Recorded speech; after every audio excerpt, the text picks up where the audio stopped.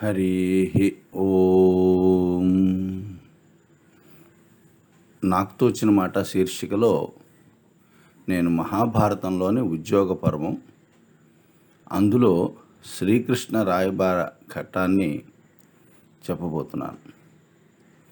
శ్రీకృష్ణుడు స్వయంగా రాయబారిగా వెళ్ళినటువంటి ఒక అపురూపమైనటువంటి ఘట్టం భారతంలో మనకి కనిపిస్తుంది. భగవానుడు స్వయంగా తనే బయలుదేరి అధముల దగ్గరకు వెళ్ళి సంధివాక్యాలు చెప్పడం అనేది చాలా విచిత్రం అనిపిస్తుంది. సాక్షాత్ శ్రీమన్నారాయణుడు, మహామాయా స్వరూపుడు, ప్రపంచాన్ని ఏలేటువంటి జగత్తు పరిపాలనాకర్త అయినటువంటి శ్రీకృష్ణ భగవానుడు స్వయంగా పాండవుల తరఫున రాయబారిగా కౌరవుల దగ్గరికి వెళ్ళటం అనేదే నాకు కొంచెం ఆశ్చర్యం కలిగించిన విషయం. అమ్మవారు కూడా శివుణ్ణి దూతగా రాక్షసుల దగ్గరికి పంపినట్టుగా అమ్మవారికి సంబంధించిన వృత్తాంతాల్లో పురాణాల్లో వస్తుంది. అట్టగే ఇక్కడ కూడా శ్రీకృష్ణుడు ధర్మరాజాదుల పట్ల ఉన్నటువంటి ప్రేమతో, ధర్మం పట్ల ఉన్నటువంటి గౌరవంతో, తాను భగవంతుడై ఉండి సంధికి ప్రయత్నించలేదు అని రేపు లోకం అనుకుంటుందేమన్న శంకతో, నీచులైనటువంటి వాళ్ళు, ఎవరి మాట విననటువంటి దుర్యోధనాదుల దగ్గరికి సంధి వచనాలను తీసుకుని వెళ్ళాడు శ్రీకృష్ణుడు రాయబారిగా. అది ఇందులో గొప్పతనం. అటువంటి శ్రీకృష్ణ రాయబార ఘట్టంలో మొట్టమొదట భాగం ఇది. మెల్లమెల్లగా నాకు తోచింది చెప్తాను. సంజయుడు వచ్చి వెళ్ళాడు. పాము చావదు, కర్ర విరగదు అన్నట్టుగా, ఎందుకయ్యా మీకు యుద్ధం అంటాడు, రాజ్యం ఎందుకయ్యా అంటాడు, అడవుల్లో హాయిగా ఉండకూడదా అంటాడు. ఇట్లా చెప్పిపోయాడు. ధృతరాష్ట్రుడు మనస్సును చెప్పాడు అతను. అదంతా విన్నాక ఆయనకి తగిన సమాధానం చెప్పి పంపించాక ధర్మరాజు భీమార్జున నకుల సహదేవులని, విరాటుణ్ణి, ద్రుపదుణ్ణి, ఇంకా తక్కిన పెద్దలందరినీ దగ్గర కూర్చోబెట్టుకుని, ఇప్పుడు నా కర్తవ్యం ఏంటి, ఏది చేస్తే నాకు రాజ్యం వస్తుంది, ఏది చేస్తే లోకాలు శాంతిగా ఉంటాయి, కాబట్టి మనం ఒక కార్యం సాధించాలి అని అనుకున్నప్పుడు సరైన పద్ధతిని ఎంచుకోవాలి. నేను శ్రీకృష్ణుణ్ణి రాయబారిగా పంపిద్దాం అని అనుకుంటున్నాను ఆ మనస్సులో. అందరికంటే రాజనీతిజ్ఞుడు ఆయన. సమయానికి సరైనటువంటి మాటలు చెప్పగలవాడు. కాబట్టి ఆయన్ను పంపిద్దాం అనుకుంటున్నా రాయబారిగా అన్న వెంటనే అందరూ బాగుంది, చాలా బాగుంది, చాలా బాగుంది అన్నట్టు. ఇదే మంచి మార్గం, ఉత్తమం అని కూడా అన్నట్టు. వెంటనే అందరూ కలిపి శ్రీకృష్ణుడి దగ్గరికి వెళ్ళారు. వాళ్ళందరూ కలిపి జనార్దనుడితో, అయ్యా, నిన్ను ఒక కోరిక కోరాలని వచ్చాం. మిత్రులకు సహాయం పడటం నీకు అలవాటే కదా. మా ఆపదల నుండి గట్టెక్కించటానికి నువ్వు తప్ప మాకెవ్వరూ కనపడటం లేదయ్యా. కాబట్టి నాయన, వృష్ణి వంశస్థులను అన్ని ఆపదల నుండి ఎట్లా కాపాడి రక్షించావో పాండవులైన మమ్మల్ని కూడా నీవు రక్షించాల్సింది.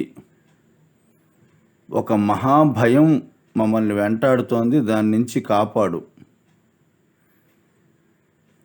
గర్వాన్ని ప్రదర్శిస్తున్నటువంటి సుయోధనుణ్ణి, అతని మంత్రులని కూడా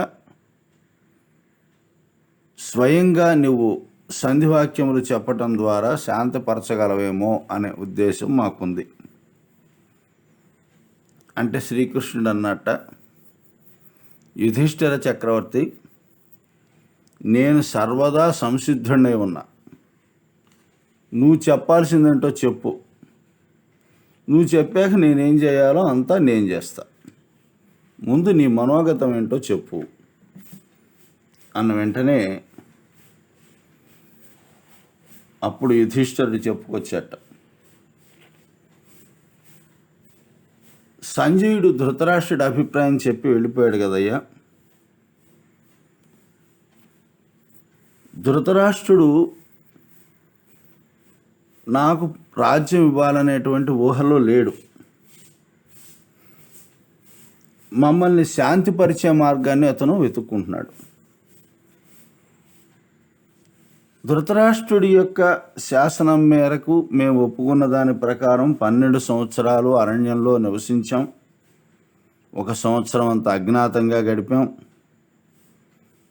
ధృతరాష్ట్రుడు మాట మీద నిలబడతాడు అని మేము అనుకున్నాం. మేము మా ప్రతిజ్ఞ భంగం చేయకుండా గడిపాం. ఈ విషయం మాతో ఉన్న బ్రాహ్మణులతో సహా అందరికీ తెలుసు.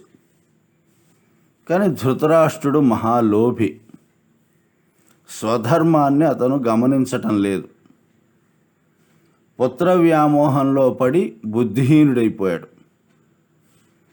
అతను సుయోధనుడి మాటనే అనుసరిస్తాడు, మాతో కపటంగా వ్యవహరిస్తున్నాడు. సుయోధనుడు తనకిష్టమైన మార్గంలో మాత్రమే వెళ్తాడు. జనార్దన, నువ్వు చూస్తూనే ఉన్నావు, నేను నా తల్లిని, మిత్రులని, నా బంధుజనులని, నన్ను అంటిపెట్టుకున్న వాళ్ళని సరిగా పోషించలేకపోతున్నాను. ఇంతకంటే బాధాకరమైనటువంటి విషయం ఏముంటుందయ్యా? మేమేం అడిగాం? సంజయుడితో కూడా చెప్పి పంపించాం కదా. ఏమన్నాం?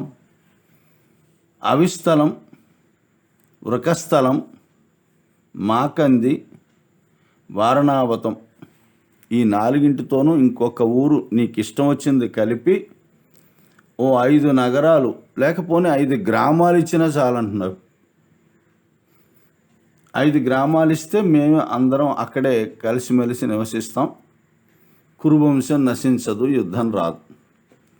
ఇది కదా మేము చెప్పాం.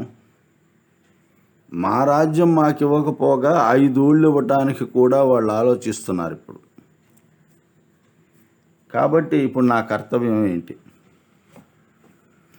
దుష్ట మనుష్కుడైనటువంటి దుర్యోధనుడు సర్వాధికారాలు తనవే అని భావిస్తున్నాడు, తనే సార్వభౌముడు అనుకుంటున్నాడు. ఇవి నాకు చాలా బాధను కలిగిస్తున్నటువంటి అంశాలు. అతను చాలా లోభి. ధృతరాష్ట్రుడు పుత్రుడిని అనుసరిస్తాడు. లోభం కలిగిన వాడు యుక్తాయుక్త విచక్షణా జ్ఞానం కోల్పోతాడు, వాడికి వివేకం ఉండదు. వాడికి ధర్మం నశిస్తుంది, అందువల్ల సంపదలన్నీ నశిస్తాయి. సంపదలు నశిస్తే మనుష్యుడు నశించరు. సంపదలు నశిస్తే మనుష్యుడు నశించినట్టే. పూలు పళ్ళు లేని చెట్టుకు పక్షులు దూరం అయిపోయినట్టుగా డబ్బు లేని వాడి నుంచి దాయాదులు, మిత్రులు, బ్రాహ్మణులు కూడా మరలిపోతారు.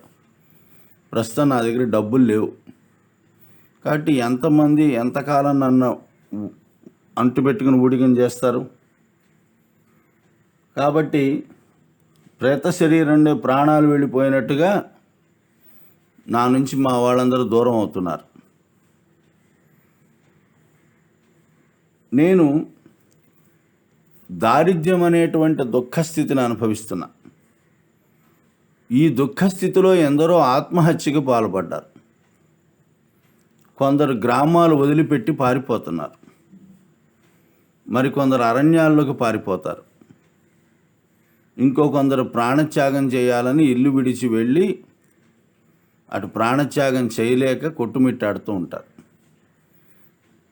అని ధర్మరాజు శ్రీకృష్ణుడికి చెప్తున్నట్ట. ఇప్పుడు మనకి సరిగ్గా జరుగుతుంది ఇదే.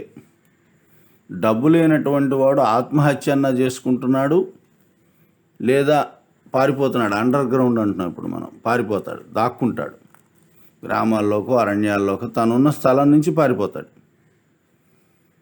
పారిపోయి ప్రాణత్యాగం చేసుకుందాం అనుకుని చేసుకోలేక అక్కడ ఇక్కడ అడుక్కుంటూ బతుకుతున్న వాళ్ళు, కాఫీ కప్పులు కడుగుతున్న వాళ్ళు చాలామంది ఇప్పటికీ ఉన్నారు మన చుట్టూ. అదే చెప్తున్నాడు. డబ్బు లేకపోతే ఆత్మహత్య చేస్తాడు, లేదా పారిపోతాడు. కొందరు పిచ్చివాళ్ళు అవుతారు, మరికొందరు శత్రువులకు వీళ్ళ లొంగిపోతారు, కొందరు డబ్బు కోసం ఇతరులకు దాస్యం చేస్తారు. ఇప్పుడు జరుగుతున్నవన్నీ అవే. ధనహాని మనిషికి మరణంతో సమానమయ్యా. ఇంతకంటే ఆపద ఇంకొకటి లేదు. మరి ధనం ఎందుకు అంటే, ధర్మ కామ సిద్ధికి ధనం కావాలి. దానికి ఉపయోగించినటువంటి ధనం నాకు అక్కర్లేదు. ధర్మబద్ధమైనటువంటి కార్యక్రమాలకు ఏ ధనం కావాల్సి వస్తుందో ఆ ధనాన్ని నేను కోరుకుంటున్నా. స్వయంకృత అపరాధంతో కష్టం తెచ్చుకున్నటువంటి మానవులని ఇంద్రాది దేవతలు కూడా తిడుతూ ఉంటారు. వీడు ఆ దేవతల్ని తిడుతూ ఉంటాడు. నాకు అలా జరిగింది, ఇలా జరిగింది, దేవతానుగ్రహం లేదని తిట్టిపోస్తాడు. కానీ తను చేసిన తప్పును తాను తెలుసుకోడు. అదే విచిత్రం. తన యొక్క తప్పు వలన తన సంపద పోయిందని గుర్తించలేడు. సంపదలని పోగొట్టుకున్నటువంటి వాడికి ఏ శాస్త్రము కూడా ఫలించదు. వాడికి మిత్రులు ఉండరిక. వాడు సేవకులనేమో కోపదృష్టితో చూస్తూ ఉంటాడు, వాడి మీద మాటిమాటికి అరుస్తూ ఉంటాడు సేవకుల మీద. ఎందుకంటే ధనహీనుడికి కోపం ఆక్రమించేసి కూర్చుంటుంది. దాంతో మరల మోహంలో పడి వివేకం పోతుంది.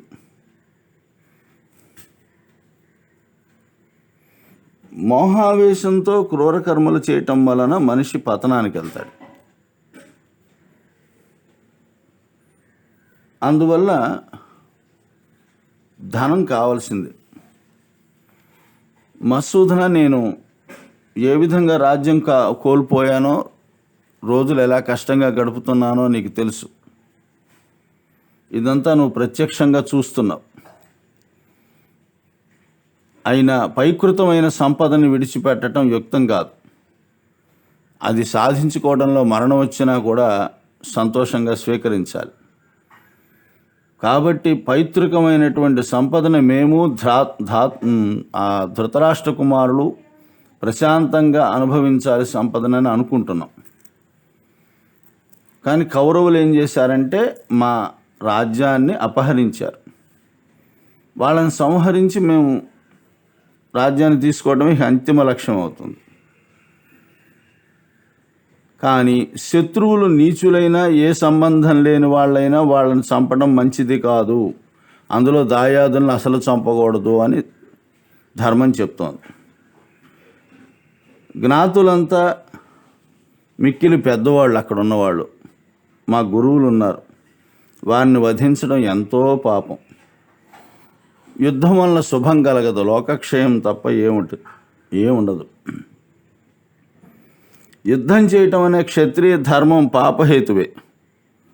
కానీ ఇప్పుడు మేమేం చేయాలంటే, మేము క్షత్రియులం కాబట్టి అధర్మమైనా సరే క్షత్రియ ధర్మమే మాకు స్వధర్మం అవుతుంది. కాబట్టి మేము దాన్ని వదిలిపెట్టి మరొక వృత్తిని, అంటే భిక్షావృత్తినో లేకపోతే అడవుల్లోకి వానప్రస్థాశ్రమ స్వీకారం చేసి కందమూలాదులు తింటూనో బతకడం మంచిది కాదు. కాబట్టి మేము అది కోరుకోవటం లేదు. అరణ్యవాసాదులు మాకు యుద్ధం వచ్చినా సరే మేము రాజ్యాన్నే కోరుకుంటున్నాం. శూద్రులు సేవతో జీవిస్తారు, వైశ్యులు వ్యాపారం చేసి జీవిస్తారు, బ్రాహ్మణులు భిక్షాపాత్రతో జీవిస్తారు, క్షత్రియులు ఇతరులను సంహరించి క్షాత్రంతో జీవిస్తారు. చేపను చంపినట్టుగా క్షత్రియుడు క్షత్రియుని చంపుతాడు. ఇది పరంపరగా వస్తున్న ధర్మం. నేను ఆ ధర్మాన్ని ఇప్పుడు అనుసరించక తప్పదు. యుద్ధం అంటే నిత్యకలహం. యుద్ధభూమిలో ప్రాణాలు ఎన్నో పోతాయి. గెలుపో ఓటమో మళ్ళీ దైవాధీనం. యుద్ధంలో ఒక వీరుడు అనేక మందిని చంపచ్చు, అనేక మంది కలిపి ఒక వీరుడినే చంపేయచ్చు. ఒక నీచుడు మహాసూరుని చంపచ్చు, ఒక మహాసూరుడు నీచుడిని కూడా చంపచ్చు. ఒకవేళ రణరంగం నుంచి అంతా మొదలుపెట్టి వెనక్కి వచ్చినా జనక్షయం ధనవ్యయం తప్ప ఏమి ఉండదు. కాబట్టి యుద్ధంలో జయాజయాలు సమానమని ఊహించుకుని జనధన వినాశం తప్పదని తెలిసి నేను సంధిని కోరుకుంటున్నా. ఎందువల్లంటే పారిపోయే శత్రువులను వెంటాడి చంపితే అది కూడా పాపం కదా. శత్రువులు ఇప్పుడు పారిపోతారో ఉంటారో మనకు తెలియదు కదా. తర్వాత ఒకవేళ ఇప్పుడు గెలిచినా అది మళ్ళీ వైరాన్ని సృష్టిస్తుంది కదా. ఎందుకంటే ఓడిపోయిన వాడు దుఃఖంతో కాలం గడిపి మళ్ళీ యుద్ధానికి వస్తాడు కదా.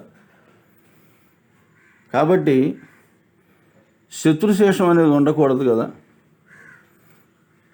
ఇప్పుడు ఆలోచిస్తే ఇంకా నాకు సంధి తప్ప వేరే మార్గం కనపట్టంలా. రాజ్య పరిత్యాగం అంటే రాజ్యానికి దూరం అవటం, దూరమైనటువంటి దానివల్ల కలిగే శాంతి మరణంతో సమానం అని నాకు అనిపిస్తోంది.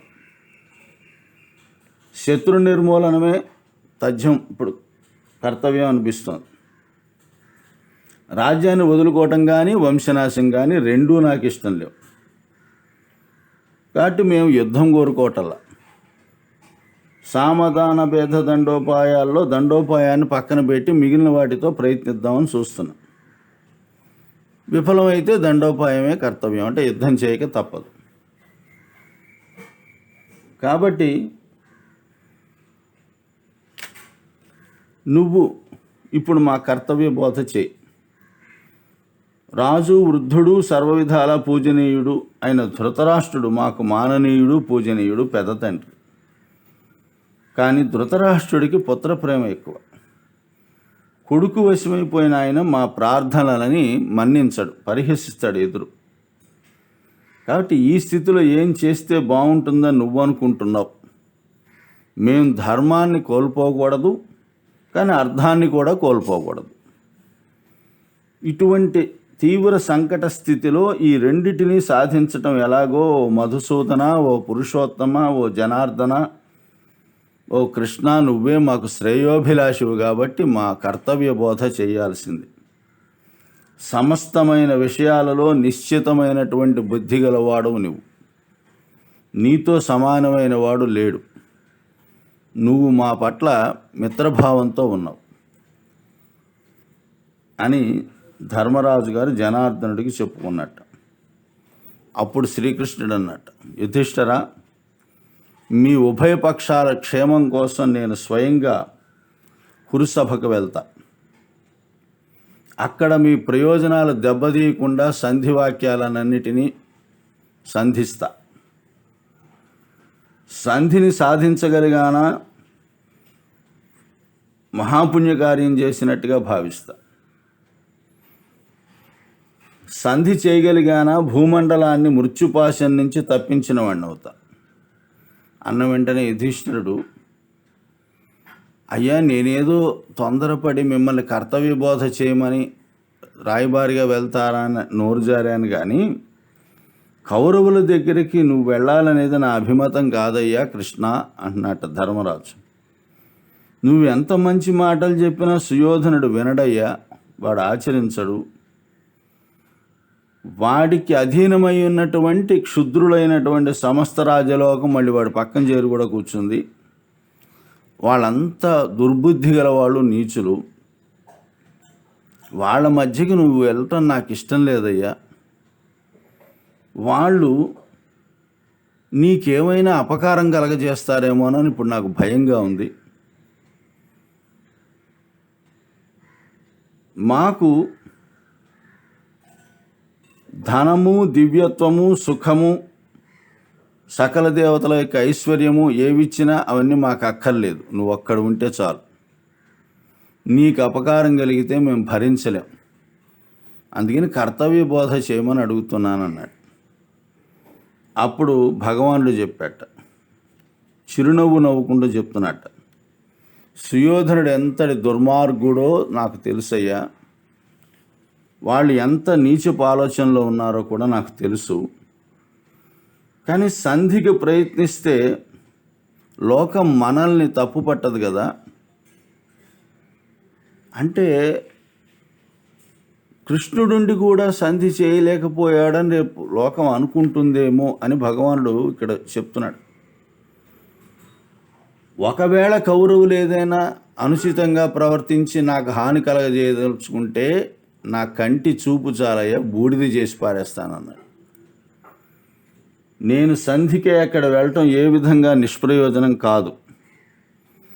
కార్యసిద్ధి కలగచ్చు, కలగకపోవచ్చు, కానీ మనల్ని వేలెత్తి చూపించే అవకాశం ఇక ఇతరులకు ఉండదు అన్న వెంటనే ధర్మరాజు అన్నట్టు, నాయనా నువ్వు భగవంతుడివి, నీకేది ఇష్టమైతే అది చెయ్యి, నువ్వు ఏది చెప్తే నేను అది వింటా, నీకు శుభం కలగాలి, కౌరవులకు బయలుదేరు, క్షేమంగా వెళ్ళు, లాభంగా రా, అలా వచ్చిన నిన్ను మేము దర్శించుకోవాలని అనుకుంటున్నాం. కౌరవులకు దగ్గరకు పోయి భరత వంశానికి ఏర్పడిన ఆపదను గురించి చెప్పు, సంకట స్థితిని పోగొట్టమని వాళ్ళందరికీ పదే పదే చెప్పు, మేమంతా మంచిగా కలిసిమెలిసి జీవించేటట్టుగా అనుకుంటున్నామని వాళ్ళకి చెప్పు. మాకు సోదరుడు, మిత్రుడు నువ్వే, అర్జునుడికి ఇష్టమైన వాడు నువ్వు,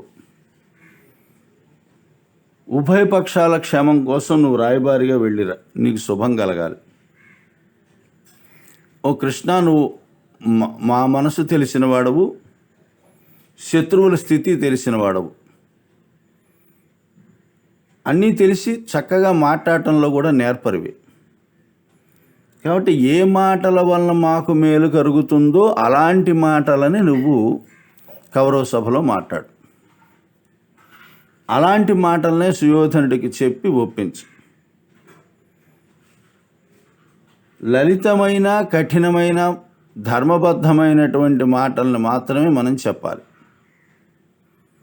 అటువంటి హితమైనటువంటి పలుకుల్ని నువ్వు చెప్పి సంధి కుదిరేటట్టు చూడు నాయన అని యుధిష్ఠిర చక్రవర్తి గారు శ్రీకృష్ణుడిని వేడుకున్నట్ట.